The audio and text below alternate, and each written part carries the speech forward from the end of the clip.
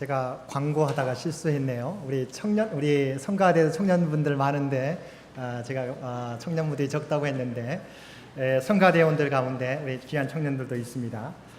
수고하시는 우리 성가대원들, 특별히 청년들을 위해서 한번 우리 감사로 박수해 주시면 고맙겠습니다.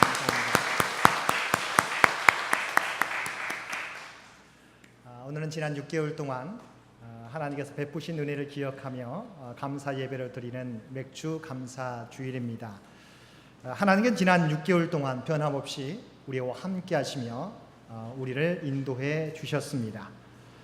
물론 아직 우리가 기도하는 가운데 있지만 열매를 거두지 못한 여러 가지 기도의 제목들도 있습니다. 그러나 그 모든 것들도 하나님께서 우리와 함께 해주시고 모든 것이 합력하여 선을 이루도록 인도해 주실 줄로 믿습니다.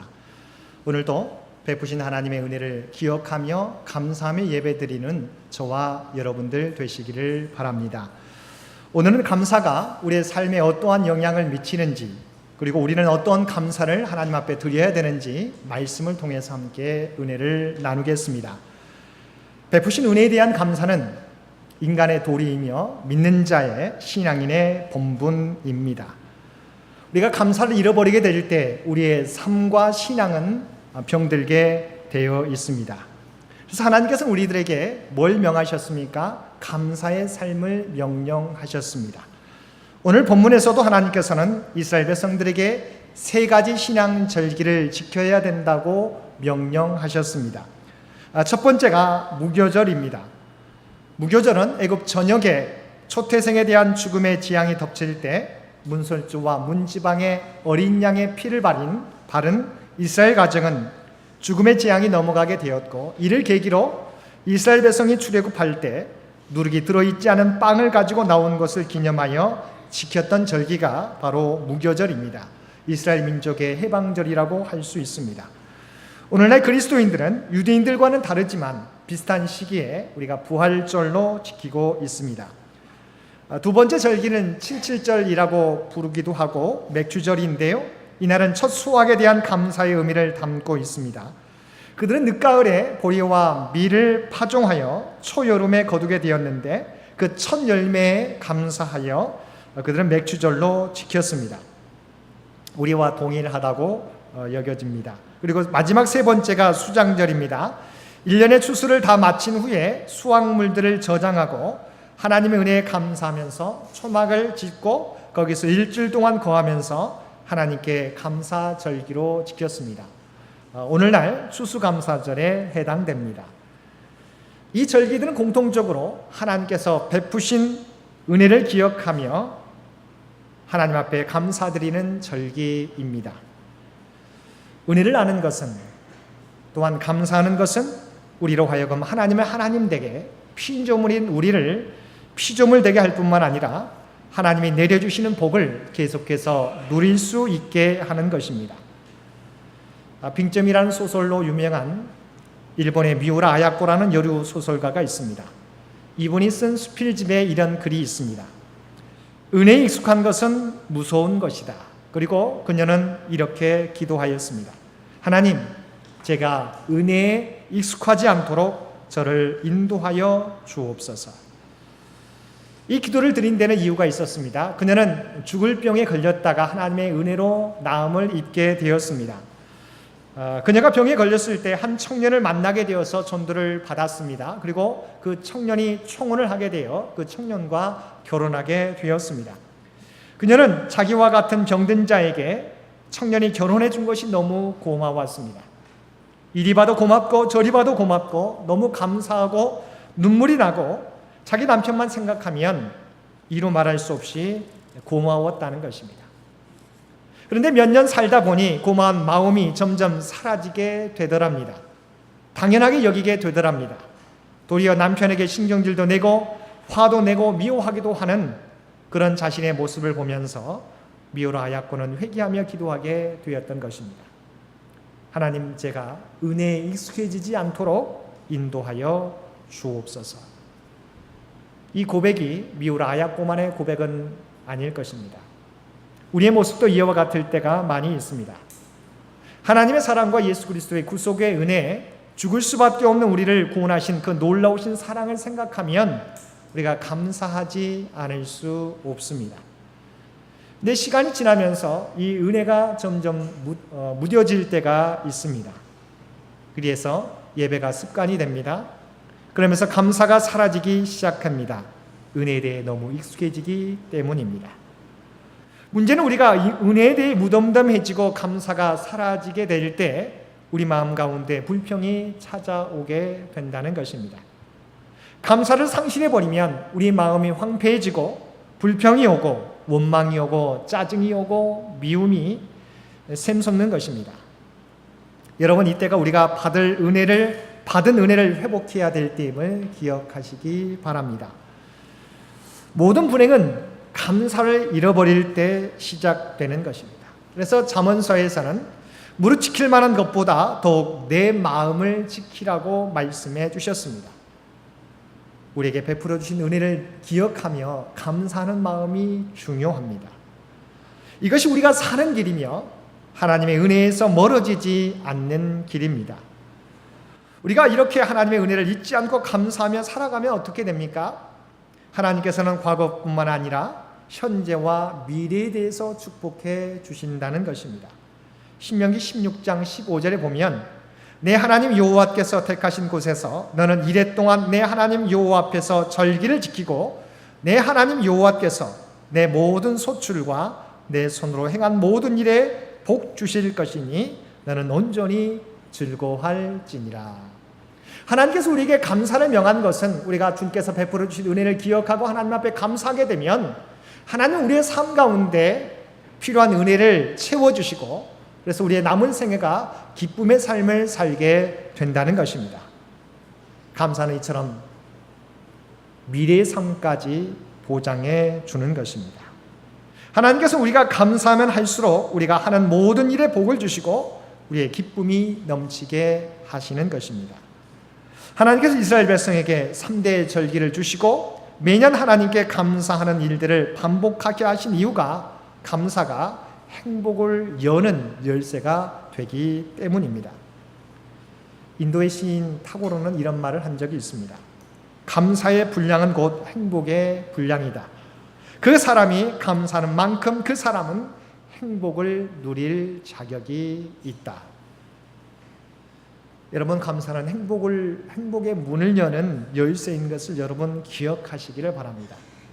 여러분, 가정의 행복을 바라십니까? 그러면 우리 가족 구성원들에게 먼저 감사하시기를 바랍니다. 남편은 아내에게 감사하고 아내는 남편에게 감사하고 자녀들은 부모에게 감사하고 부모는 자녀에게 감사하면 가정이 행복해지는 것입니다. 신앙생활 행복을 원하십니까? 먼저는 하나님 은혜에 감사하고 우리에게 믿음의 공동체를 주신 데 감사하고 믿음의 리더들에게 감사하고 교인 한 사람 한 사람에게 감사해 보시기 바랍니다. 그러면 어떤 문제가 있어도 우리가 하나님의 은혜에 감사하기 시작하면 우리의 신앙생활이 더욱더 풍성해지고 행복해지게 되는 것입니다. 감사하는 사람은 이처럼 행복이 넘치게 되는 것입니다. 사랑하는 성도 여러분, 하나님께서 우리에게 감사라고 명령해 주셨습니다. 왜일까요? 하나님은 우리가 행복해지기를 원하시기 때문입니다. 행복은 감사로부터 만들어지는 것입니다.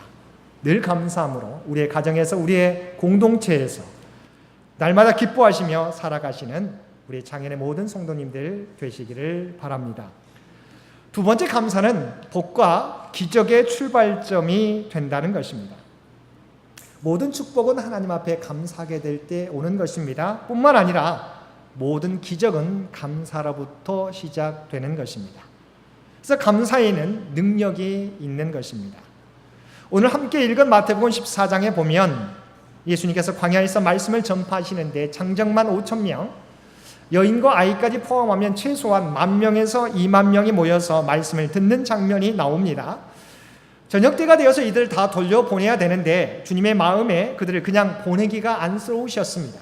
왜냐하면 그곳은 빈들이어서 그들이 집으로 돌아갈 경우 아무것도 없이 그들을 돌려보내야 했기 때문입니다.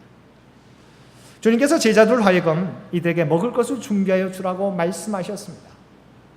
그러자 제자들이 대답합니다. 주님, 이들을 먹일 만한 돈도 없고 만약 있다 하더라도 이 많은 수를 먹일 만한 떡도 구할 수가 없습니다. 대답했습니다.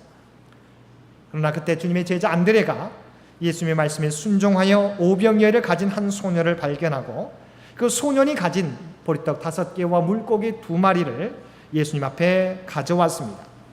이제 예수님께서는 그것을 받아들고 하나님을 향하여 감사 기도를 드렸습니다.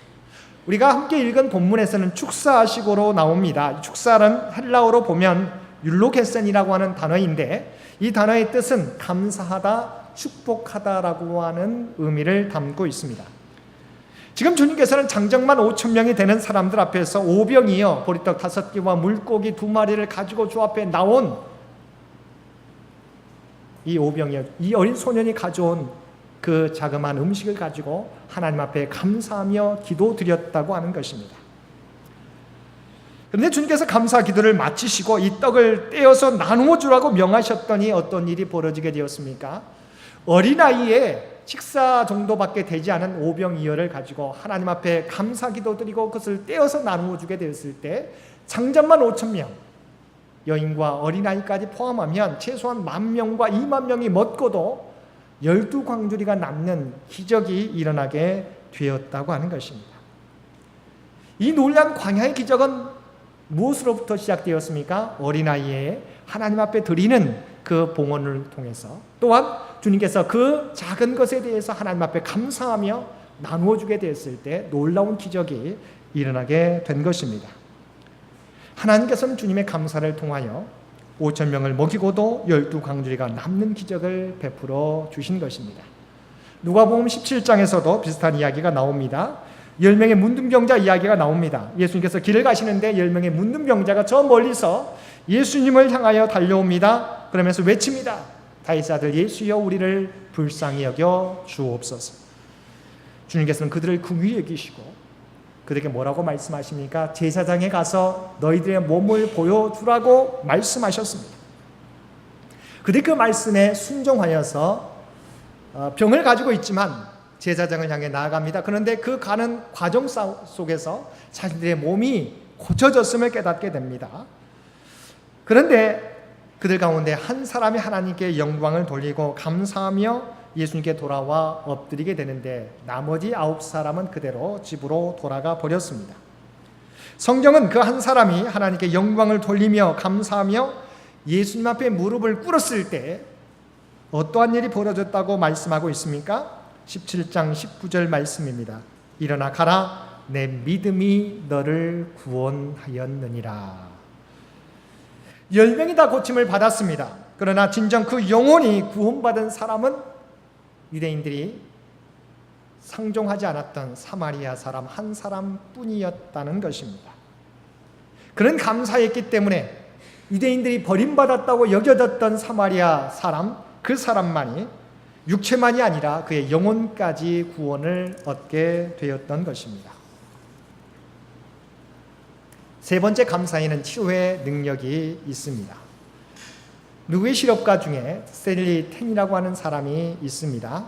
이분이 회사를 세우고 많은 돈을 벌게 되었습니다. 그런데 1976년 갑자기 병이 찾아왔습니다. 병원에 가서 진단을 해보았는데 척추암 3기라는 진단이었습니다. 당시 의료 기술로는 이 척추암이라는 병을 치료할 수 있는 방법이 없었습니다. 이제 이 사람은 그냥 죽어갈 수밖에 없었습니다. 많은 돈을 벌었지만 그러나 그 병으로 말미암아 살아있지만 산송장과 다를 바가 없었습니다. 그래서 몇 달 후에 죽었으려니 하고 많은 사람들이 그 사람에 대해서 생각했는데 이 사람의 자리를 툭툭 털고 일어나더라고 하는 거예요. 어떻게 회복되었느냐고 물었더니 다른 것 없고 하나님 앞에 열심히 감사했다는 것입니다. 지금까지 살아온 나를 감사하고 또한 지금까지 살아있었음을 감사하고 병을 주셨지만 자신을 돌아볼 수 있는 기회를 주신 것에 감사하고 하나님이 베푸신 은혜를 기억하고 감사했다는 것입니다. 그는 하루에 수십 번, 아니 수백 번씩 하나님의 은혜를 돌아보며 감사했을 때 자기의 몸에 놀라운 변화가 나타나기 시작했다는 것입니다. 암세포가 날마다 줄어들고 날마다 새로운 생명의 세포가 생겨나기 시작했다는 것입니다. 결과적으로 감사하는 삶 속에 암세포가 완전히 없어져 건강을 회복하고 하나님 앞에 영광을 돌리게 되었다는 것입니다. 여러분, 이처럼 감사에는 능력이 있습니다. 그래서 요즘 치료 요법 중에 땡큐 테라피라고 하는 요법이 있습니다. 돈 베이크라고 하는 사람이 감사 요법이라고 하는 책을 지었는데, 그는 여기서 이렇게 이 치료 방법에 대해서 소개하고 있습니다. 이 감사의 요법은 완벽한 치료제다. 여기에는 부작용이 없다. 돈도 들지 않는다. 식전 식후 따지지 않고 아무 때나 먹을 수 있다라고 이 감사 요법에 대해서 그 책에서 설명해 주었습니다. 그것이 어떤 질병이든 어떤 사업의 문제든 내적인 문제든 하나님 앞에 감사 요법으로 치료받지 못할 것이 없다는 이야기입니다. 우리가 감사하게 될 때 감사를 통해서 놀라운 변화가 우리 가운데 나타나게 된다고 하는 것입니다. 그럼 우리는 어떠한 감사의 모습으로 하나님 앞에 나아가야 되겠습니까?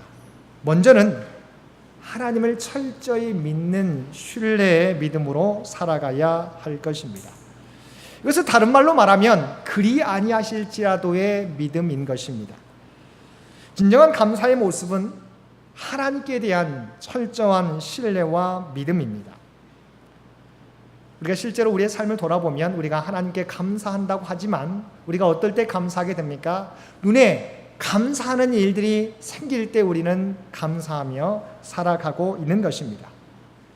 그러나 진정한 감사는 감사한 일이 있을 때 감사하는 것이 아니라 진정한 하나님의 선하심을 믿고 감사하는 것입니다. 그래서 히브리서 11장에서 믿음을 뭐라고 말씀하고 있습니까? 믿음은 바라는 것들의 실상이요 보이지 않는 것들의 증거다라고 말씀하고 있습니다. 눈앞에 당장 보이지 않는다고 할지라도 하나님의 선하심을 믿고 기대하고 감사하는 것입니다. 다니엘의 세 친구 사드락, 메삭, 아벳느고가 느부갓네살 왕 앞에서 우상에게 절을 하지 않으므로 풀무불 가운데 던져질 위험에 처해 있었습니다. 그때 그들의 고백이 무엇이었습니까? 왕이여, 우리가 섬기는 우리 하나님이 우리를 맹렬히 타는 풀무불 가운데 능히 건져내시겠고 왕의 손에서도 건져내시리이다. 하나님께서 우리를 풀무불 가운데서 건져주신다고 하는 것. 그런데 더 위대한 고백이 그 다음에 고백되어집니다.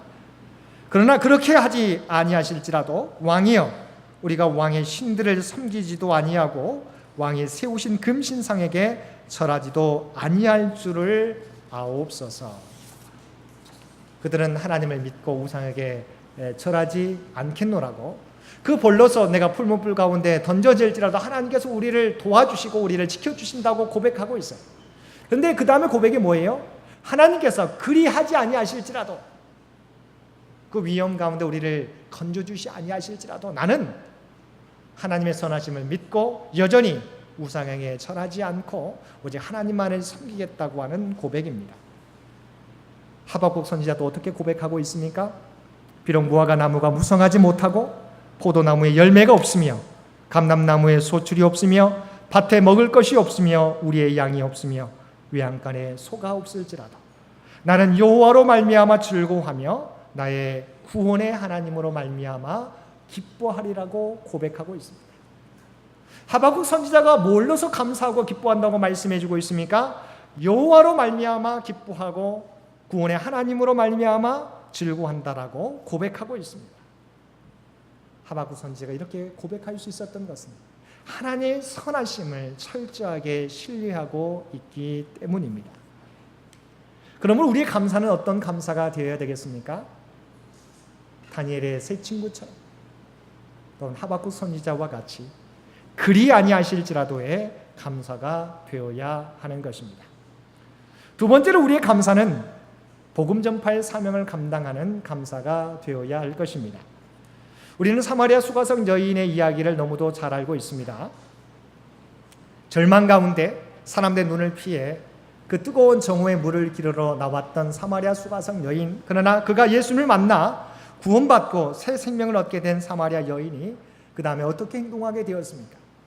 가장 중요하게 여기는 물동이를 다 던져버리고 감사해서 동네에 들어가서 사람들에게 내가 행한 모든 일을 내게 말한 사람을 와서 보라, 이는 그리스도가 아니냐고 외치기 시작했다는 것입니다.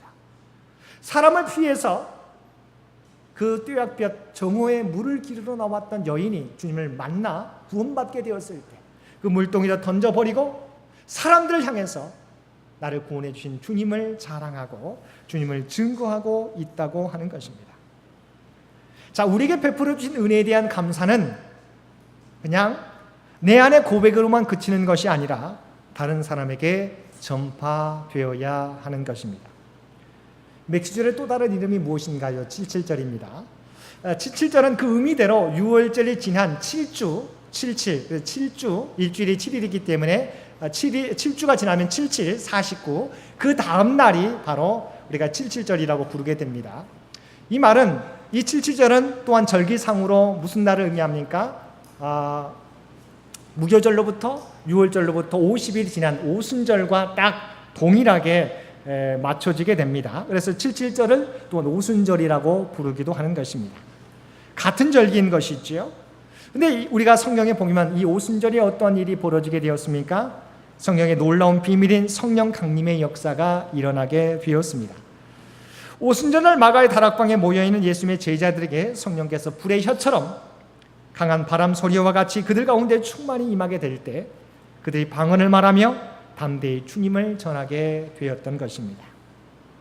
다시 말하면 맥주절 77절에 성령 강림의 역사가 일어났다고 하는 것은 우리에게 놀라운 메시지를 전달해 주는 것입니다. 성령 강림의 역사는 증인된 삶과 연관이 있는 것입니다. 사도행전 1장 8절 말씀을 보게 되면 오직 성령이 너에게 임하시면 너희가 권능을 받고 예루살렘과 온 유대와 사마리아와 땅끝까지 이르러 내 증인이 되리라 하시니라. 주님은 우리들이 받은 은혜에 대해서 너희들이 점점 감사한다면 어떻게 하라고요? 성령의 권능을 받아 오직 주 예수 그리스도를 세상 가운데 전파하라고 말씀하고 있습니다. 너희가 하나님의 은혜를 진정 감사한다면 그것을 세상 가운데 전파하며 살아가라고 말씀해 주시는 것입니다. 후반기 저희는 전교인 1인 1명 전도를 목표로 달려가고자 합니다. 저희가 성탄절 12월 이번 올해 성탄절에는 총동원주의를 갖고자 합니다. 이제 전반기 동안 하나님이 주께서 베풀어 주신 은혜를 기억하고 이제 하반기 주께서 맡겨주신 사명을 감당해야 되는데 우리가 모든 교인들이 우리가 한 명 전도를 위해서 그 한 명은 잃어버린 영혼이어야 됩니다. 우리 가족 가운데 우리 친구들 가운데 잃어버린 우리 성도들 가운데 그 사람들을 위해서 기도하고 우리가 성탄절에 그 영혼들을 주 앞에 인도하여서 함께 예배 드리고자 하는 것입니다. 여러분, 우리의 감사는 우리의 그냥 개인적인 입술만의 고백으로 그치는 것이 아니라 이제 세상 가운데 주님의 은혜를 전파하며 살아가야 되는 것입니다. 사랑하는 성도 여러분, 우리가 드릴 감사는 행복의 문을 여는 열쇠가 되는 것입니다. 또한 기적의 출발점이 되는 것입니다. 또한 우리는 하나님께 붙어있게 만들며 하나님이 주신 은혜를 멈춤이 없이 누리게 하는 비결인 것입니다. 이러한 감사는 이제 하나님께 대한 전적인 신뢰, 그리 아니하실지라도의 믿음의 모습으로 또한 오순절날 성령의 임재와 같이 복음 전파의 사명을 감당하는 모습으로 우리가 나타내야 할 줄로 믿습니다. 맥주감사주의를 보내면서 하나님의 은혜를 잊지 않고 모든 상황 가운데 감사하면서 하나님의 놀라운 은혜를 누리시며 살아가시는 우리 창현의 모든 가족들 되실 수 있게 되기를 주님의 이름으로 간절히 축원드립니다. 함께 기도드리겠습니다. 사랑하는 충만하신 아버지 하나님, 지난 6개월 동안도 우리와 함께 하시며 우리를 선한 길로 복된 길로 인도해 주시니 진심으로 감사드립니다.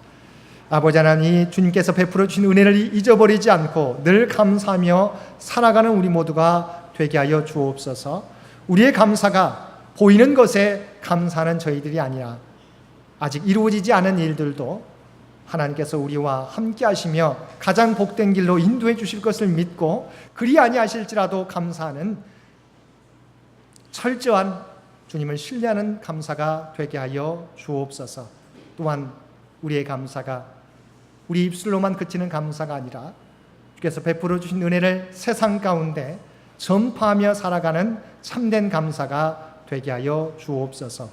그래 우리의 감사를 통하여 수많은 영혼들이 주님 앞으로 돌아오는 놀라운 역사를 감당케 하여 주옵소서. 이 모든 말씀 우리를 구원하여 주신 예수님의 이름으로 간절히 기도드리옵나이다. 아멘.